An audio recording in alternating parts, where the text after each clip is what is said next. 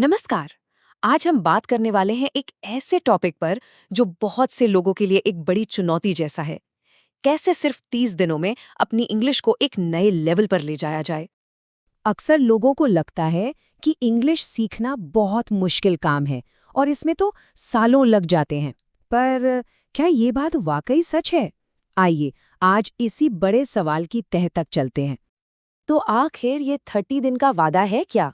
देखिए, वादा ये है कि अगर सिर्फ 1 महीने तक पूरी तरह से फोकस करके कोशिश की जाए तो इंग्लिश में एक बहुत बड़ा और साफ बदलाव महसूस किया जा सकता है।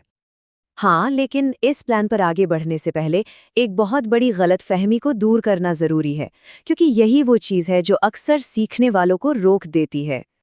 अब इस बात को समझिए, ये हमारे सोचने का तरीका ही बदल देगी।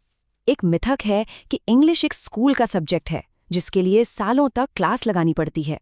पर सच्चाई ये है कि इंग्लिश एक स्किल है, बिल्कुल साइकिल चलाने या तैरने जैसा, जिसे लगातार प्रैक्टिस और कोशिश से ही बेहतर बनाया जा सकता है, सिर्फ किताबों से नहीं।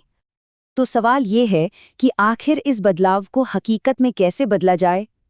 इसका जवाब एक बहुत ही सरल 3 फेज वाले रूटीन में है, जिसे बस 30 दिनों तक अपनाना है। देखिए, ये जो 30 दिन का सफर है, इसे 3 अलग-अलग हिस्सों में बांटा गया है। हर हिस्सा पिछले वाले पर ही आगे बढ़ता है, ताकि धीरे-धीरे भाषा पर पकड़ मजबूत होती जाए।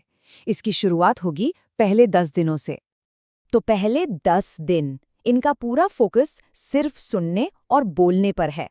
रोज इंग्लिश न्यूज़, पॉडकास्ट या वीडियोस सुनने की आदत डालनी है और फिर अपनी ही आवाज में इंग्लिश बोलते हुए खुद को रिकॉर्ड करना है। हाँ, शुरू में थोड़ा अजीब लग सकता है, लेकिन यकीन मानिए ये आदत बनाने के लिए सबसे जरूरी कदम है। अब जब सुनने और बोलने की एक बुनियाद बन गई, तो दिन 11 से 20 में हमारा फोकस थोड़ा बदलेगा।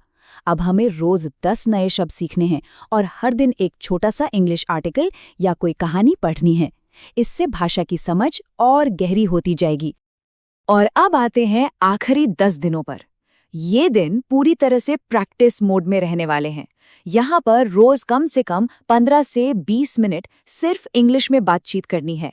ये किसी दोस्त के साथ हो सकता है, या अगर कोई नहीं है तो अकेले में खुद से। जरूरी बात यह है कि बोलना है। इस पूरे सफर में कुछ आम गलतियां हैं जो हमारी प्रोग्रेस को धीमा कर सकती हैं। उन्हें जानना बहुत जरूरी है ताकि उनसे बचा जा सके। सबसे बड़ी गलतियों में से एक है ग्रामर के रूल्स में बहुत ज्यादा उलझ जाना। सही तरीका है कि पहले बोलने पर फोकस किया जाए। जैसे जैसे बोलने का फ्लो बढ़ेगा, ग्रामर अपने आप ही सुधरती जाएगी। और दूसरी बड़ी रुकावट है शर्म। ये सोचना कि कहीं बोलते हुए गलती ना हो जाए। देखिए, एक बात तो तय है, गलतियां तो होंगी, लेकिन यही गलतियां सीखने का सबसे अच्छा तरीका है। उन्हें स्वीकार करना प्रोग्रेस का एक बहुत जरूरी हिस्सा है। इन सब बातों के बाद आखिर वो एक कौन सी चीज है जो इस 30 दिन के प्लान की सफलता की गारंटी देती है? तो वो असली जादू क्या है? वो है निरंतरता, कंसिस्टेंसी। रोज थोड़ा थोड़ा अभ्यास करना ही वो चीज है जो 1 महीने में एक बड़ा बदलाव लेकर आएगी।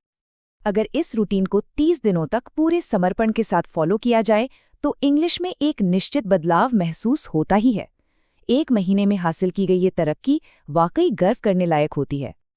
तो अब जब ये पूरा ब्लूप्रिंट सामने है, तो बस एक ही सवाल बचता है, ये 30 दिन की चुनौती आखिर शुरू कब की जाए? और इसका जवाब तो हर किसी के लिए अपना है।